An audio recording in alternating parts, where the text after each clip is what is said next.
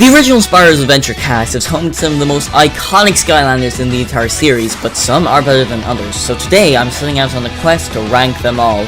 If you're new to the Fellowship Leaf channel, please consider subscribing. We upload weekly nerdy content and live streams. So without further ado, let's get to the ranking.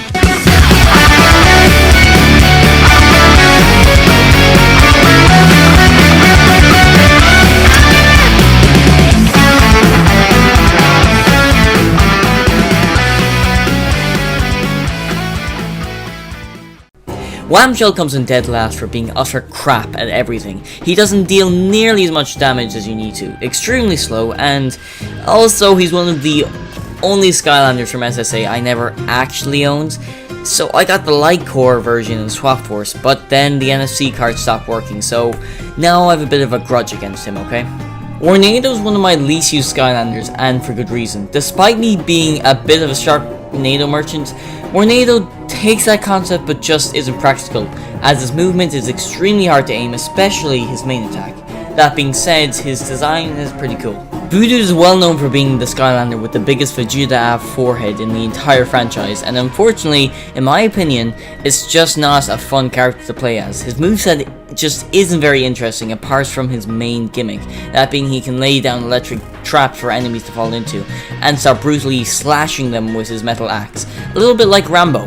However, while not being a war veteran, Voodoo is a pretty mediocre Skylander, and to be honest, maybe one of the more forgettable Skylanders out of the entire 32 character roster.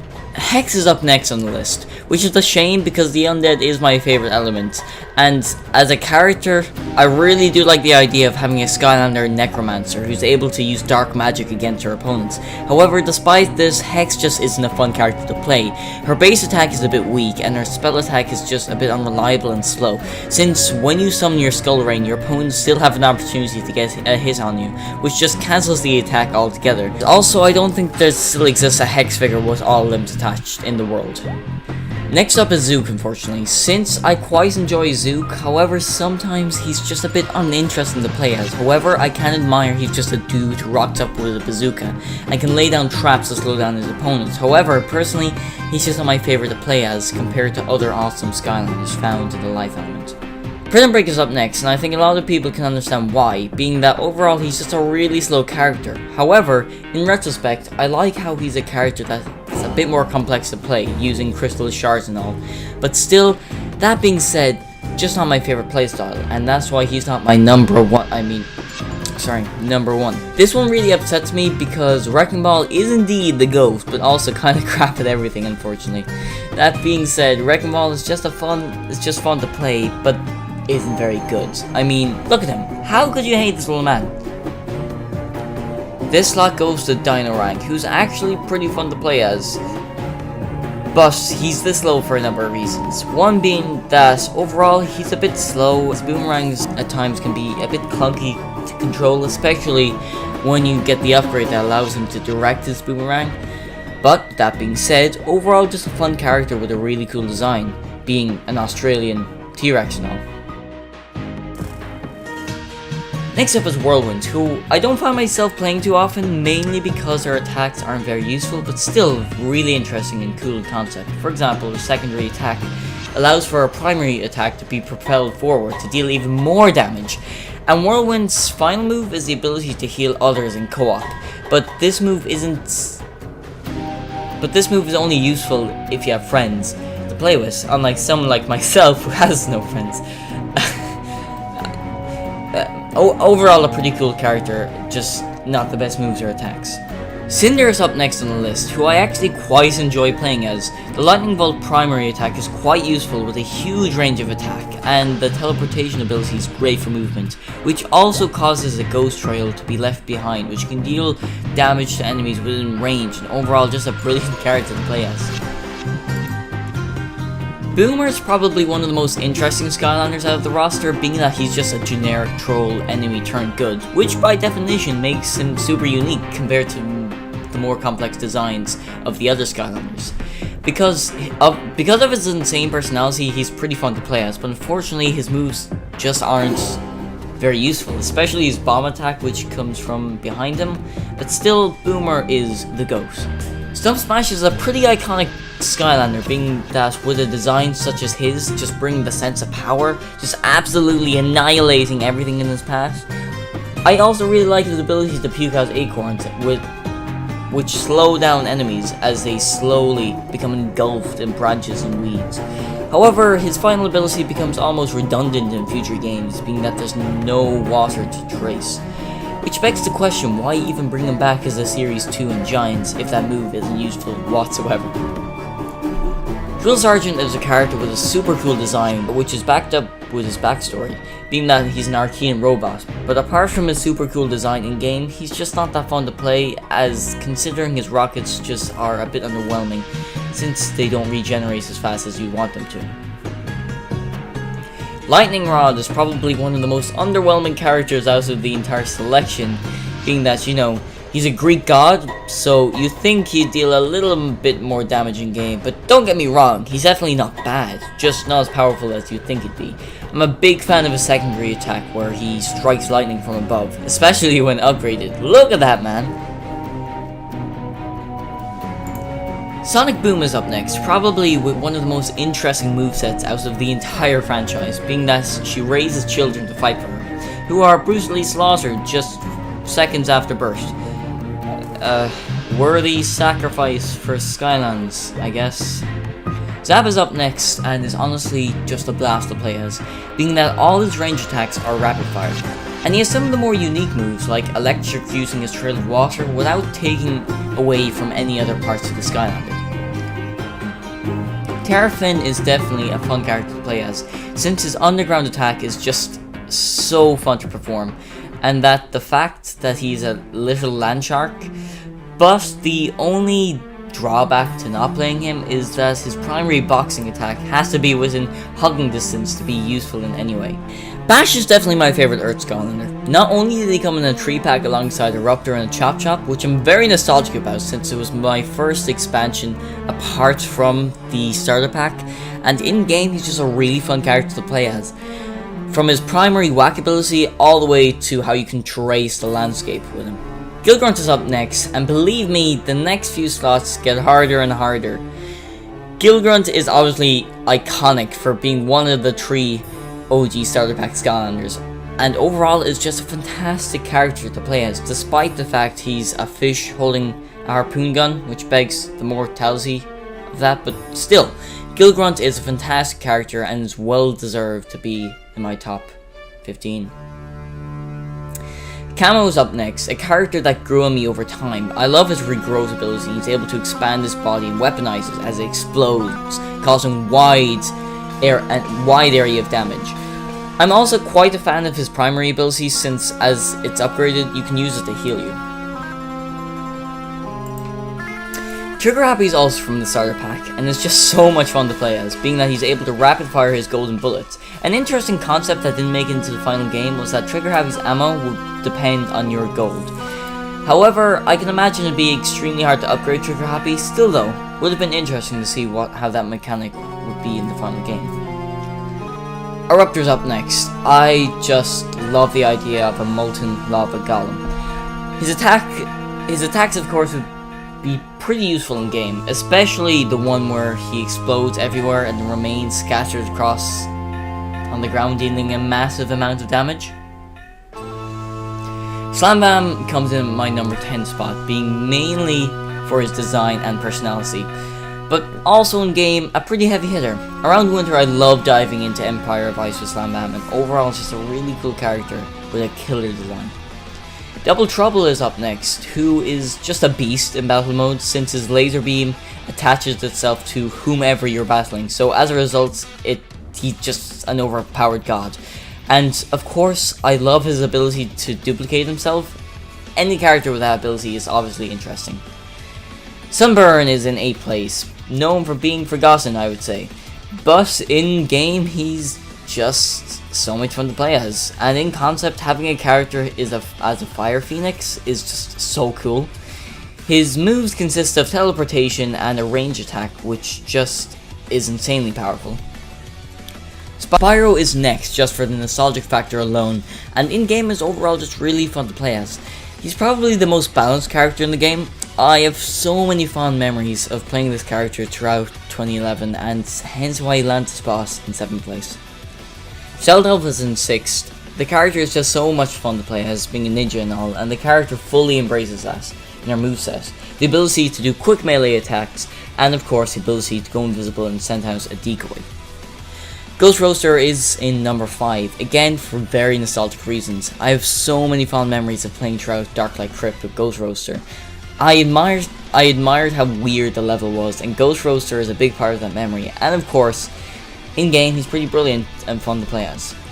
Igniter is a fantastic character to play as, mainly for his design and personality, and of course in game his moves are basic but fits the character so well. Drobos is just a beast in Battle Arena. When you saw this guy getting placed on the portal, you know you were done. And of course, how can you not like a dragon wearing a high-tech mechanical suit? Flameslinger is my number 2, being mainly for the fact I'm a huge fan of the fantasy genre. Hint in the name, guys. And of course, Flameslinger plays into that idea. Chop Chop is my favourite Skylander of all time. Not just in SSA, but the entire franchise. I love his design, his backstory, and of course, most importantly, he's fun to play as. I love the theming of this character, being that he's an undead skeleton warrior who has been recruited as a Skylander. In game, he has a nice balance for literally everything: damage with his sword, defense with his shield, and speed with his wow pow. Anyway guys, I hope you have enjoyed this video. This has been a pain to make, but if you have enjoyed, please consider subscribing, and we'll see you all next time. Bye.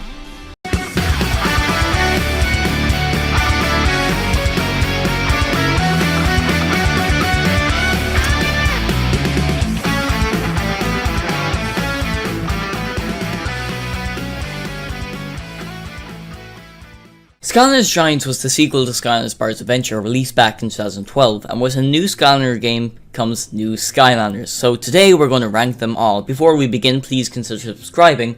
We upload weekly nerdy videos and live streams, so without further ado, let's get to the ranking. I rarely find myself playing as Chill for a number of reasons. One of the more evident reasons is compared to the other Skylanders out of the roster, Chill doesn't look that visually interesting, being that she's just a human in armor.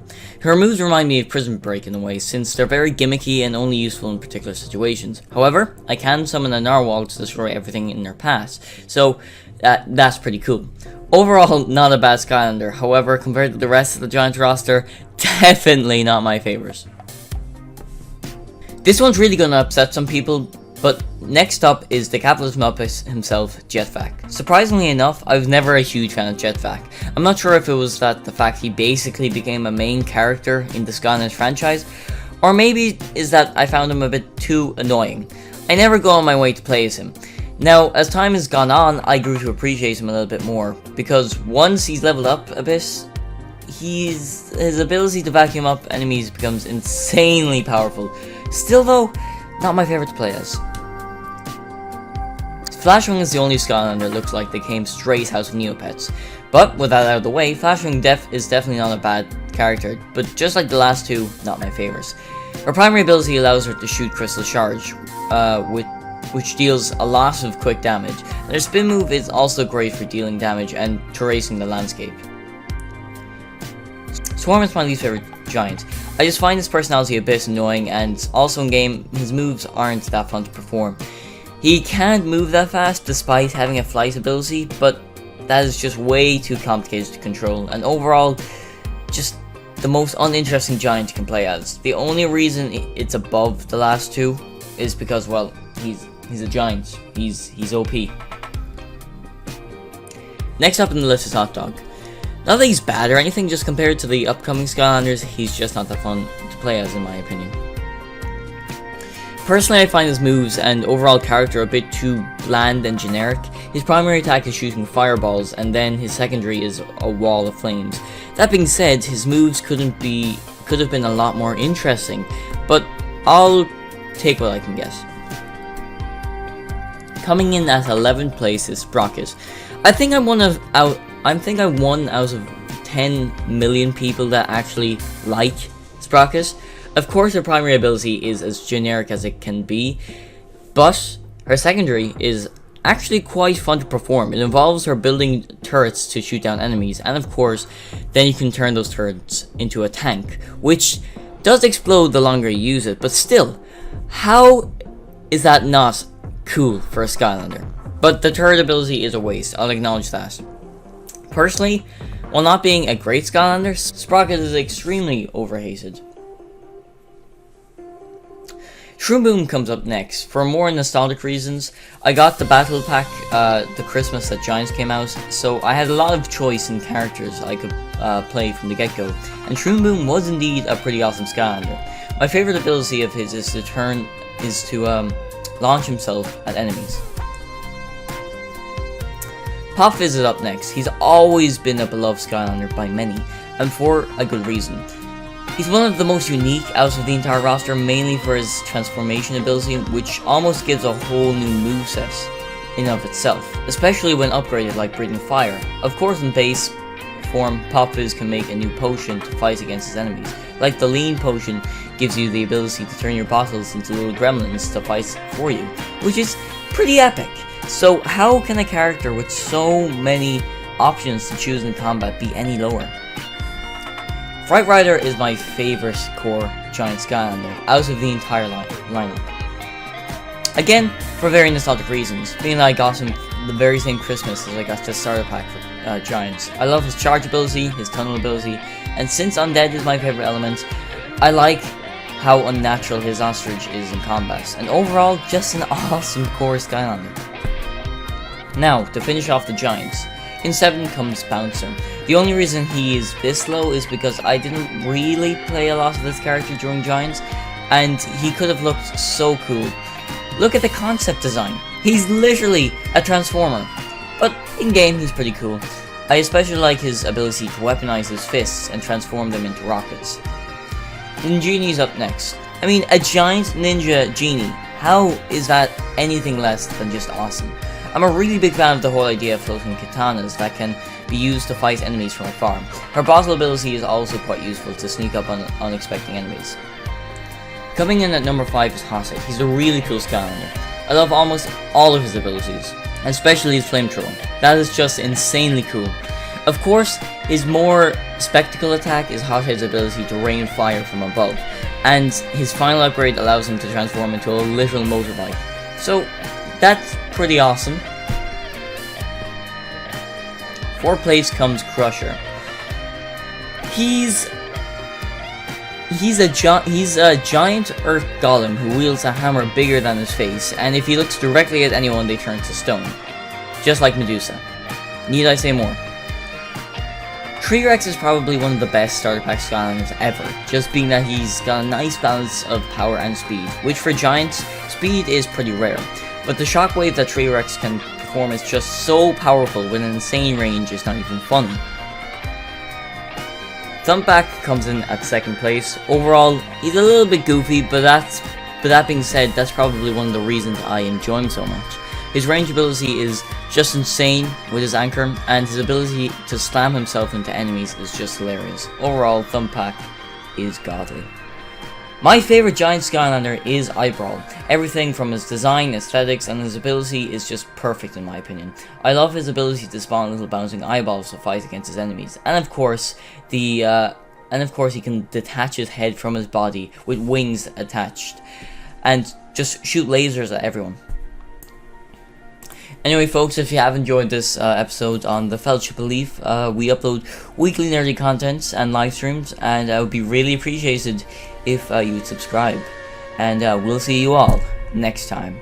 Bye! Over the past decade, there have been tens and tens of Skylander games and spin-offs, which got me thinking, out of the 6 mainline Skylander games, which are my favorites?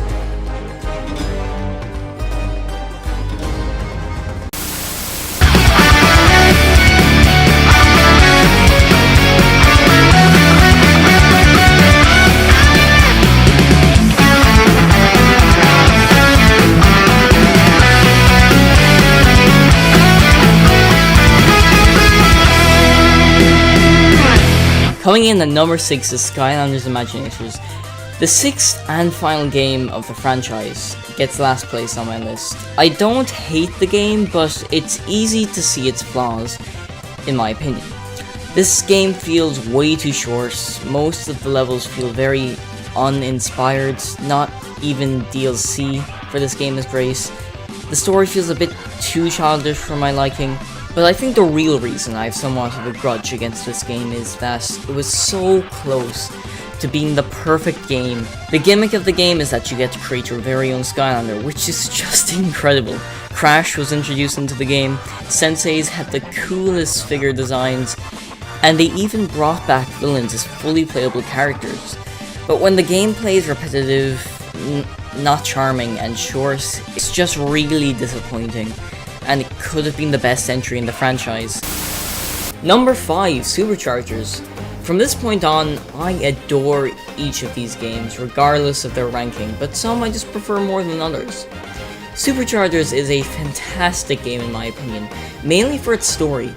It's the most serious out of all the games and actually provides character development for Chaos, which is a first for the series, instead of Chaos being a one-note villain. I also love the theming of the game, being set up like it's the apocalypse of Skylands, and all past Skylanders are now geared up in armor and have weapons. I feel like this is a weird compliment, but I definitely prefer the less is more roster of characters for the game, mainly giving spotlight to all characters instead of the main poster characters. And you know, Bowser and Donkey Kong are in this game, so points alone for that. Overall, a fantastic game. Number 4, Swap Force. 4th place was a hard one for me, but I think I have to put Swap Force here. Not for any major criticism, other than it's not as memorable compared to the next few games I'm about to talk about. For one, this game graphically is beautiful. Lots of vibrant colors and details. The gimmick of this game is unique, being able to swap tops and bottoms.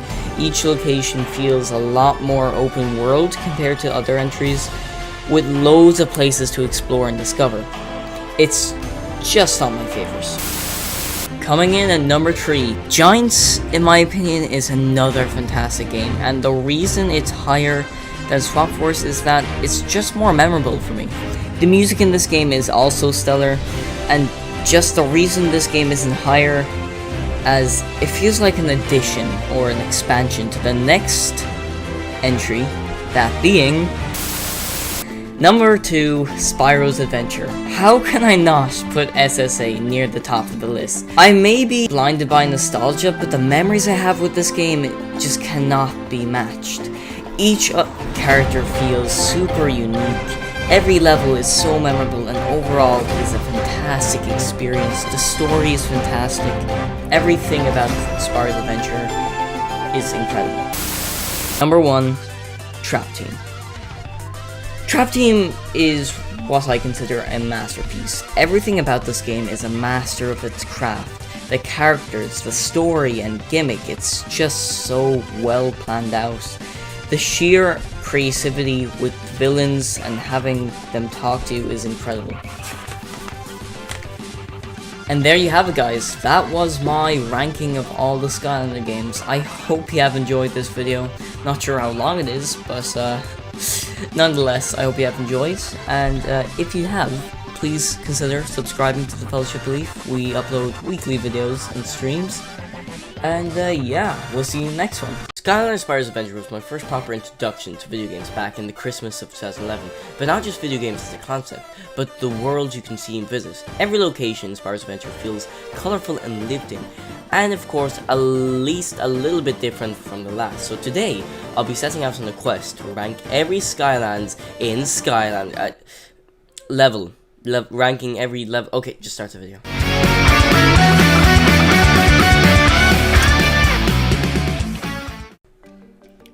In dead last is Goo Factory. Listen, I have no problem with collecting magical green goo to save the world, but if it means committing mass genocide against the troll race, I ain't interested. I mean, the whole segment of Spyro's Adventure is literally the Skylanders destroying the trolls' only line of jobs and resources. This level involves the Skylanders finding the Mabu captain, destroying their defenses with a mega bomb, not a regular bomb, a mega bomb, Like, the bomb is literally taller than you. And then raising flags all around the goo factory, all to find a jar of goo. I mean, did the Skylanders or Mabu even try to make amendments with the troll people? Anyway, sorry to get a little bit political there. It just makes you think if the Skylanders really are the good guys. This level is a little bit boring, to be frank. Despite my whole tangent there are just way more fun levels found throughout SSA. Look, I'll try to keep my political thought process out of the rest of this video. Troll Warehouse is a little too similar to the rest of the tech-based levels. It starts off with the Skylanders landing in a minefield, which I wouldn't even attempt to run across, because believe me, it will end badly. So to avoid being blown up to little pieces, you must find a map hidden within the Troll Warehouse to navigate the minefield. Come on, there was no way that you could have landed on the other side of the field. Anyway, once you finish this level, you jump on a rocket and fly into the distance as the credits roll. Finally, time to get this brow-raising segment out of the way. Battlefield involves the Skylanders landing in a little ongoing warfare. Jesus Christ, this level literally involves you running through trenches, blowing up buildings, and of course, the return of the Mega Bomb. Although the fight with the troll tank at the end is pretty awesome. I know this might be a hot take, but I'm actually not that big of a fan of Quicksilver Vault. I mean, I get the idea that it's meant to be a secret and all, but this place is quieter than the house party I threw. I feel like compared to the rest of the other levels found throughout Spyro's Adventure, this level lacks a little bit of character, and it's definitely a little forgettable for me. Look, I get people like this level, but whenever I play this, I just want to start a forest fire. The level feels a little too dragged out for me personally, and it has maybe my least favorite soundtrack in the entire game. But you know, one good thing has come from it. I'm now a vegan and consume exclusively plants out of pure hatred for them. Mulligan Mine feels like too much of a precursor to the next level, that being Lava Lakes Railway. Maybe it's the fact that you continuously have to push this guy around, or it doesn't feel like a fire level enough. Another pet peeve of mine is the fact that a lot of the assets are used in heroic challenges to an unholy extent. This level involves running up giant chainsaws, like the chainsaws are the size of trucks. The main enemy featured here are troll, of course. Then we get a final battle with Chaos and his knockoff of every life Skylander except Camo, because who cares, I guess. Once you brutally massacre replicas of your friends, you send to the life source. And this level isn't horrible or anything, but since the scenery feels a little too similar throughout, it becomes harder to memorize it. Despite sweet nostalgia, I can't find myself putting Shattered Island any higher. Like from an objective standpoint, it's too simple, but it's made to introduce players to the world of Skyland, so it gets a pass. I'm not sure if it was the fact that I have a dodgy Wii motion sensor, but those mech segments, especially against the other mech, were damn hard. This level is a great build-up for the final battle against Chaos. I'm not sure if it was the music choice here sounding so grand, but there was a sense of the final battle is upon you while tracing this level. The setting is a little bland after a while, but overall visually appealing. I don't know, this level just was never my favorite. This level has also somewhat drowned out all negativity with all the memories and nostalgia surrounding it. Perilous Pastures, as a level, however, is a little too simple in terms of combat areas, and even exploration seems to be a little lame, but I do appreciate how it builds up the world of Skylands a little more by showing more stereotypical islands that aren't necessarily connected to a theme. But why is the life gate invisible? Like, what? Listen, I like pirates as much as the next guy, but I will admit, when it comes to pirates, Darkwater Cove delivers. However, I feel like Pirate Seas just does this concept way better, and I could also never beat this level growing up with my 3-base Skylanders, so I do have a little bit of a grudge.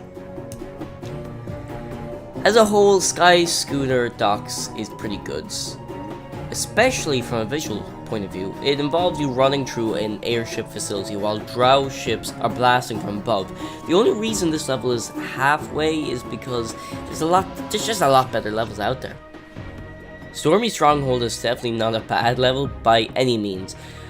I think the idea of a level about running around a tornado is pretty fun, but I wish there was more done with this concept, like maybe terrain flying away right in front of you. But I'm just nitpicking here. Pirate Seas is one of those adventure packs I never actually got and only had played recently. And it's a pretty fun level. Like, I like the theming. It feels very lived in compared to some of the other levels and somewhat open world, especially the first town area. Also, not to mention, there's an entire island surrounded by water, which also can be explored. I feel the pirate card game was definitely a fun addition, obviously a precursor to Skystones, but the final ship battle is a little underwhelming. This level is definitely a very well designed level. I love the idea of exploring a never before seen world of fire and crimson, and there's a very weird build-up of atmosphere found throughout exploring the mines. Maybe it's because of that one cutscene with Glumshanks that freaked me out as a kid. Of course, you then battle Chaos's fire minions at the end. Oh look, sunburn. Enjoy the attention while you can, man. The layer of chaos obviously can't be any lower than 11.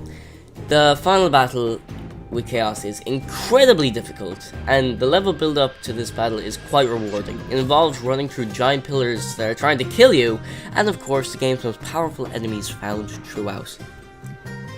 I'm actually a big fan of Empire of Ice. Despite everyone complaining about its ice mechanics, I'm always down for a snow-themed area, especially around December, and this level just has a lot of nostalgia with it. Of course, the ending battle is probably the worst thing I've ever witnessed, because the whole segment is dragged out for way too long.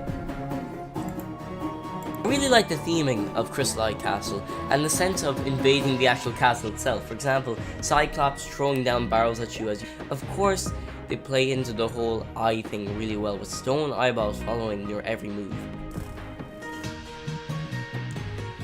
I love the undead levels, and Crawling Catacombs is one of them. Being themed all around spiders, I like how creative this level gets, and it feels like you're exploring a nest of spiders, and everywhere you go, something could attack you, and here it's done to perfection. To be honest, I really like how colourful and creative Leviathan Lagoon is. Of course, it takes great advantage of the swimming or flying over water mechanic. Of course, if you spend too long over water, you can literally be eaten by a giant Leviathan. Oil Spill Island is a great example of more fantastic world building found in the Skylanders games. It involves you saving fish people who have been captured. I also like how everything in this level is a little bit off. The water is a disgusting green, and the land you trace is a mix of dark and light greys. Of course, the ending where you blow up the island is pretty fun. Stone Town is just one of those levels that is fun to explore and come back to, mainly because of how bright and colourful it is. The enemy diversity is always welcome, and overall it's just a blast for a quick run through. The final boss, the Stone Golem, is definitely a highlight as well. The theming of this level is just fantastic. It feels like exploring a labyrinth filled with zombies, and I mean, anything with zombies is pretty cool. So, bonus points. And I like how the stereotypical horror type enemies found throughout, but with that Skylanders twist, like spellpunks can interact with the rhubarb to make them huge and a lot stronger. Dragon's Peak.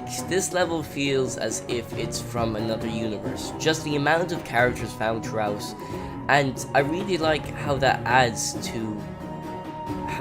so much more character to the level itself. As I mentioned before, I really like undead levels, and here is no exception, but I feel like this one is definitely the best. I like how starting aside the Citadel in itself provides a lot of... As I mentioned before, I really like the undead levels, and here is no exception, but I feel this one is definitely the best. I like how starting outside the Citadel itself provides a lot of scenery and atmosphere, like Renfield arriving outside the lair of Dracula for the first time. I like how there's also secret ways into the Citadel itself, like a water tunnel of some sort. And the introduction of the Shadow Knight is just awesome. And at this point, there is definitely a difficulty spike, in particular the final battle against Chaos's undead minions. I have too many nostalgic memories with the Darklight Crypt expansion pack not to put it in the first place. I remember playing this level on a Friday afternoon and checking out all the items that came with it, and no surprise that supernatural and horror themed levels are kinda my thing. This level itself is really weird and wacky, which is particularly why I like it so much. Batterson, this gnome looking dude, is struggling with his undead bakery, and it's up to you to find out why. Throughout, you are followed by a Cyclops who comments on your every move. The main gimmick here is the introduction of the Lice and Nice Shrine. Day and Nice.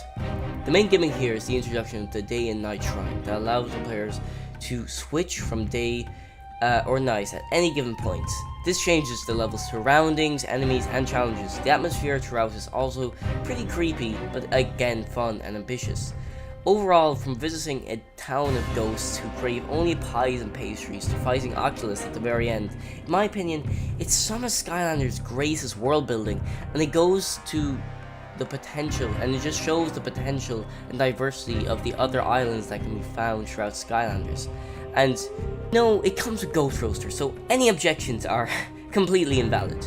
Anyway, I hope you have enjoyed this trip down memory lane. Let me know what Skylanders content you'd like to see on the channel, and please, if you have enjoyed, consider subscribing. We have a huge back catalogue of Skylanders content waiting for you Fellowship of Leaf enjoyers and appreciation friends. And we'll see you all next time. Bye bye.